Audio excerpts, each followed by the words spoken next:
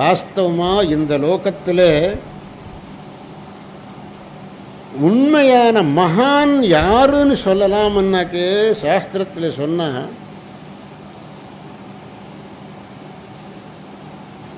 பொன் பெண் இந்த ரெண்டில் எவனுக்கு மனசு இல்லையோ அவன்தான் மகான். பொன் பெண் வேதாத்வேதா பிரமஞ்சக்ரே காந்தாசு கனகேஷு ச. இந்த லோகத்திலே மனுஷன் கீழே விழறது இந்த ரெண்டு பொருள். அதுக்கு உங்களுக்கு உதாரணம் ராமாயணத்தில் ராவணன், மகாபாரதத்தில் துரியோதனன். பெண்ணுக்காக ஆசைப்பட்டு ராவணன் நாசமானான், சம்பத்துக்காக ஆசைப்பட்டு துரியோதனன் நாசமானான்.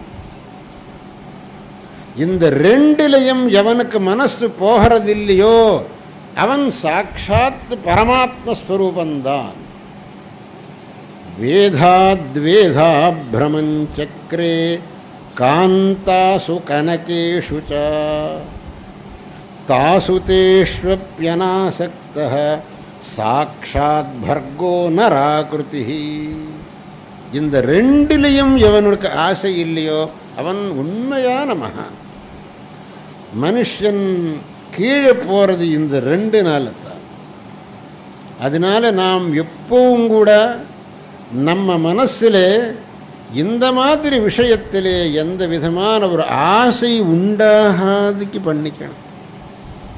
அது எப்படி முடியும்? அநேகம் பேருக்கு பிரச்சனை. சுவாமிஜி நீங்கள் சொல்கிறதெல்லாம் முடிய மாட்டேங்கிறது. ஆமாம், முடிய மாட்டேங்கிறதுங்கிறது வாஸ்தவம். முயற்சி செய்யணும்.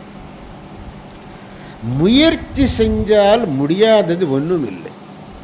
பிரயத்னம் பண்ணினால் முடியாதது ஒன்றும் இல்லை. பிரயத்னம் தீவிரமாக இருக்கணும், அவ்வளவுதான்.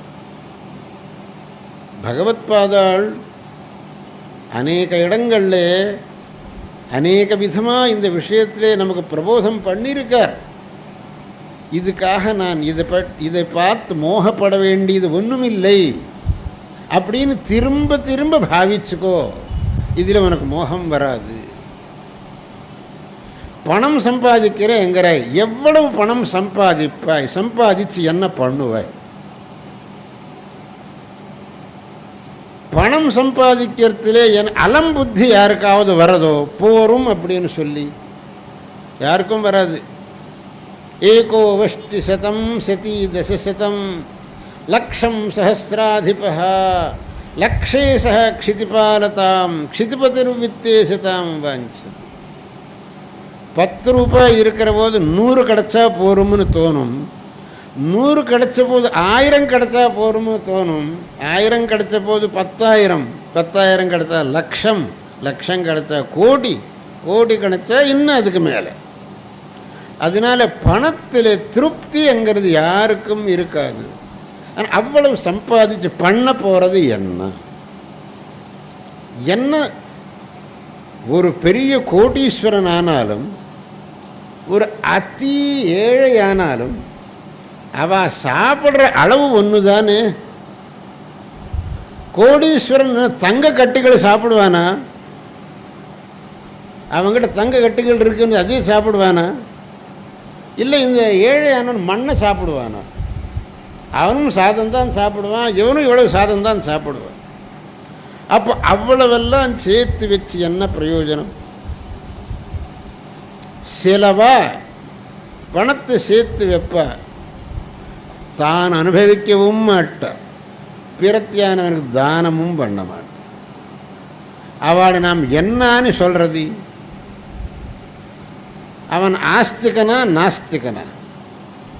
ஆஸ்திகனானால் தானம் பண்ணி செலவு பண்ணணும், நாஸ்திகனானால் தானாவது அனுபவிக்கணும். தானும் அனுபவிக்கிறதில்லை, பிரத்தியானவன் தானமும் பண்ணுறதில்லை. ஆஸ்திக்யஞ்சே தனமகிலமப்யர்த்திசாத் கர்த்தும் அர்ஹம், நாஸ்திக்யஞ்சே ததபி போக விதையா அனுபவித்து. ரெண்டும் பண்ணுறது இல்லைன்னா இவன் யாருன்னு சொல்கிறதே நமக்கு தெரியலையே, இவன் ஆஸ்திகனா நாஸ்திகனான்னு சொல்லி.